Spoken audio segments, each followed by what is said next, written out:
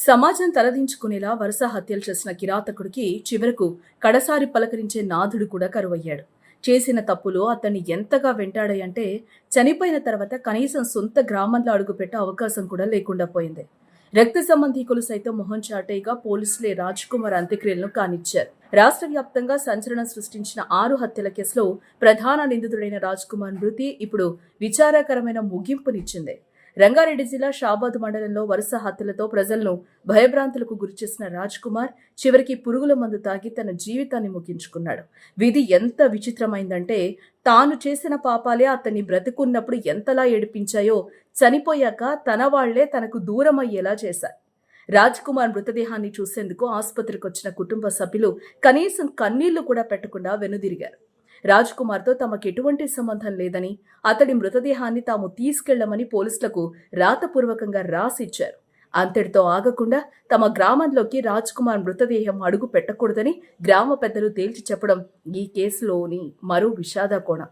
చేవెళ్ల ప్రభుత్వ ఆసుపత్రిలో సోమవారం రాత్రి చోటు చేసుకున్న సన్నివేశాలు మరింత ఆసక్తికరంగా మారాయి. రాజ్ కుమార్ మృతదేహానికి పోస్టుమార్టం చేయడానికి అక్కడి వైద్యురాలు ముందుగా నిరాకరించారు. దీనివల్ల దాదాపు 3 గంటల పాటు ఉత్కంఠ నెలకొంది. నిందితుడి మృతదేహాన్ని తాకేందుకు ఎవరూ ముందుకు రాకపోవడంతో పోలీసులు వికారాబాద్ జిల్లా ఆసుపత్రి నుంచి ఇతర వైద్యుల్ని రప్పించే ప్రయత్నం చేశారు.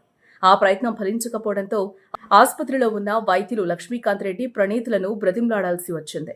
ఎటకెలకు రాత్రి 9:30 సమయంలో పోస్టుమార్టం ప్రక్రియ పూర్తి కావడంతో పోలీసులు ఊపిరి పీల్చుకున్నారు.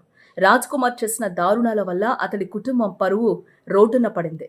తల్లిదండ్రులు, సోదరుడు ఆసుపత్రికి వచ్చి అంబులెన్స్ లో ఉన్న రాజ్ కుమార్ శవాన్ని చూసి ఏం మాట్లాడకుండానే వెనుదిరగడం అక్కడున్న వారిని ఆశ్చర్యానికి గురిచేసింది. బ్రతికున్నప్పుడు చేసిన కీడు చనిపోయిన తర్వాత కూడా అతన్ని వదల్లేదు. కుటుంబం నుంచి, సమాజం నుంచి వెలివేతకు గురైన ఈ నిందితుడికి చివరకు పోలీసులే దిక్కయ్యారు.